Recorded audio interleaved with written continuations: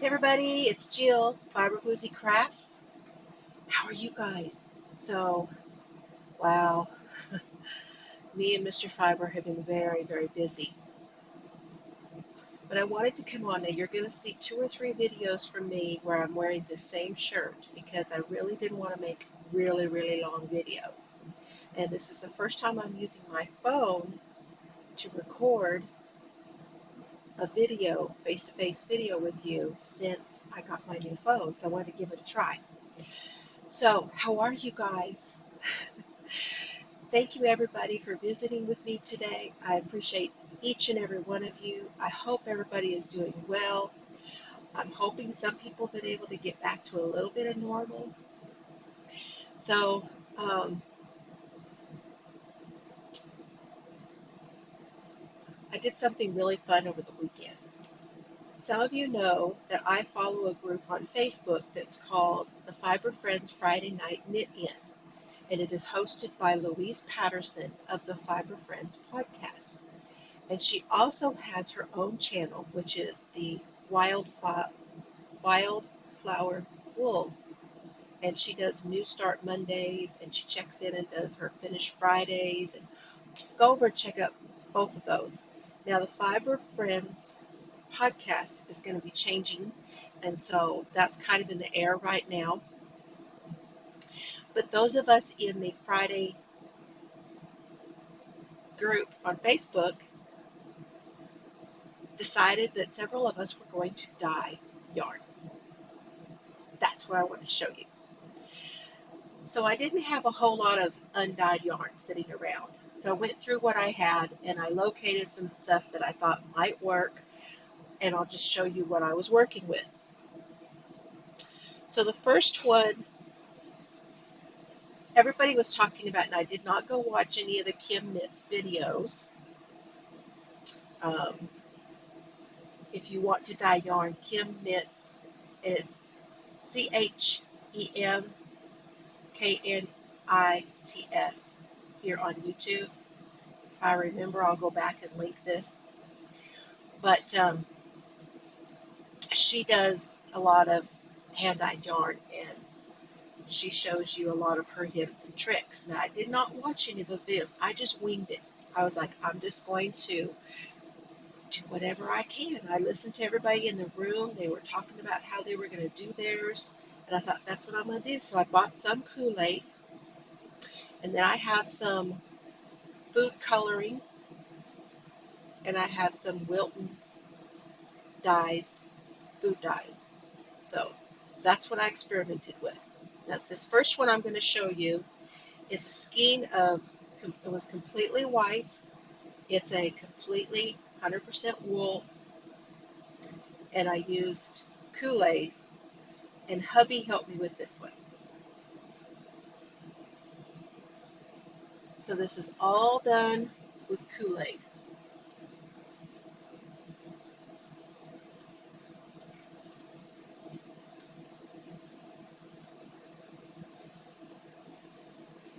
Isn't that cool? So you've got like your lemon lime. We had like a blue, um, I don't remember what it was called. You had your black cherry. This red is like the black cherry. And this is just how it all came out. All different colors. And I really like this one.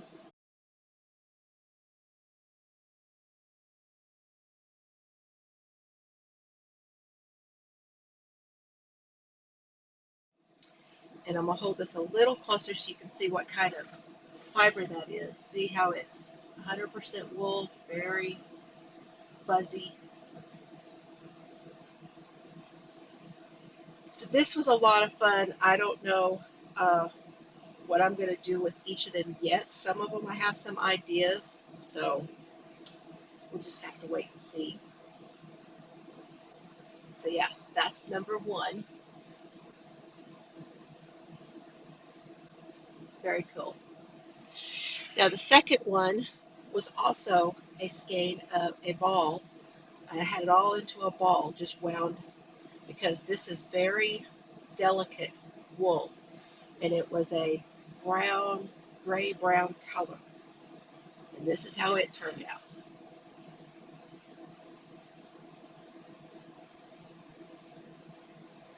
And again, this is 100% wool. Now, hubby did this one all himself.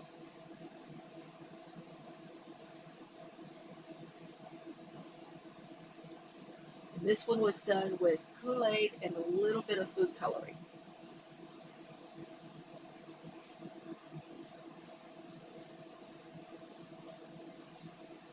You can see how fuzzy this is. You can see this is all wool. It turned out so cool. I think this is probably my favorite.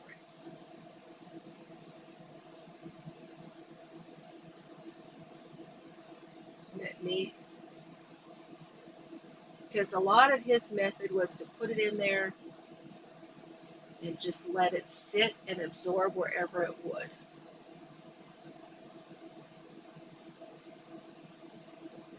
Very cool. I like that one too. I like them all. Now my first one I did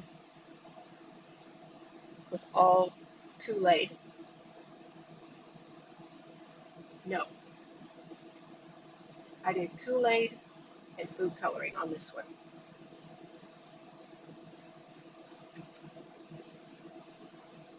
Now this one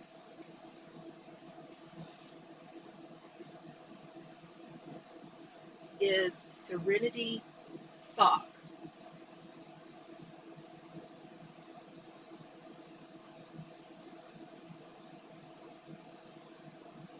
And I'll turn it in so you can see the inside of it.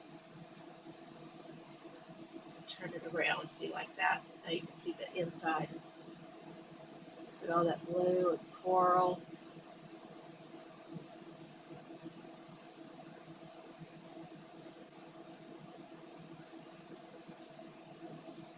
So I really like this one too.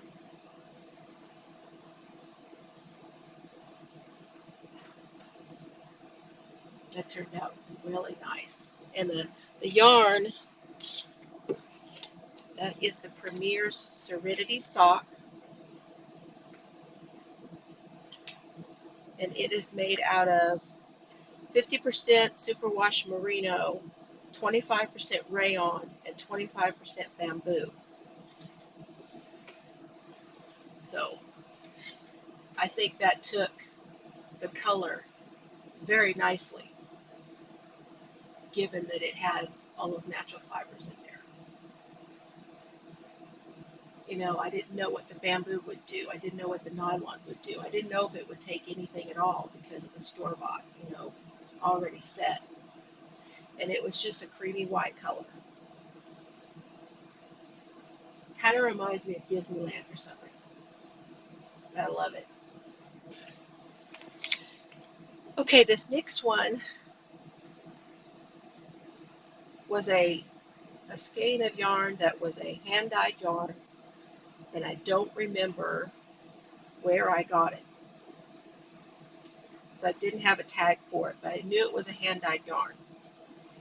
And I used the Wilton food coloring for it.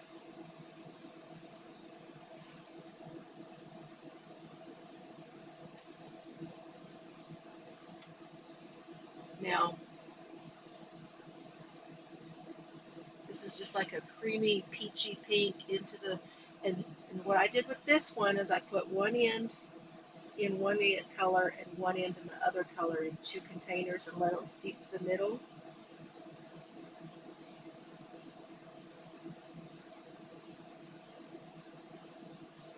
Whereas the others were put in a pan. Now the thing about this end, you can barely see it in a couple of places. See, like right there. This end I put in teal.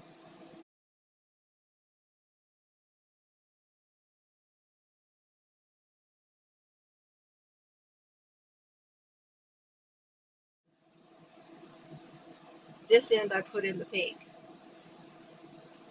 It did not take the teal. wouldn't take it. And this was very dark, didn't take but that much. So I'm guessing that if it's already hand dyed and set with a mordant that they set their yarn with, the hand dyers. If y'all know, go ahead and tell me. But I'm guessing that's why it didn't really take.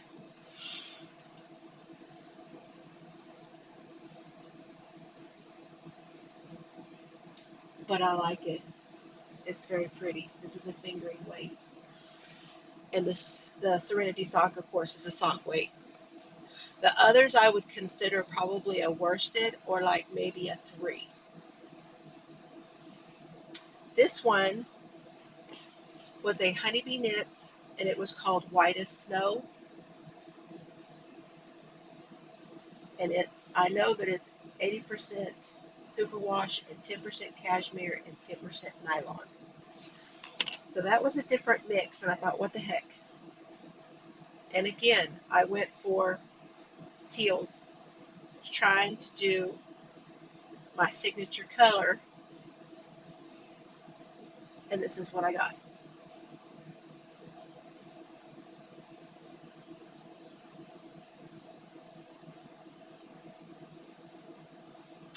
So again, was supposed to be red on one end and teal on the other. And I wound up throwing that food coloring in there, and I just kept throwing stuff in either one. But it's pretty. Look in here.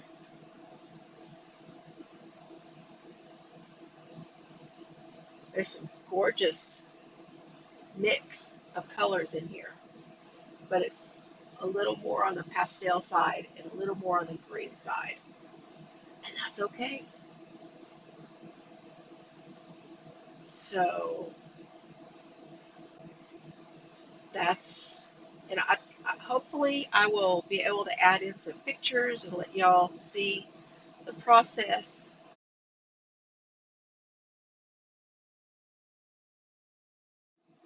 as we go along. It was a lot of fun. I enjoyed doing this. I would like to do it again, but now I need to go and research, and I need to get some bare yarn that has not already been set, because I think this one was set in like a cream color with the mordant, and I need to do more research on how to do this, but it was a lot of fun.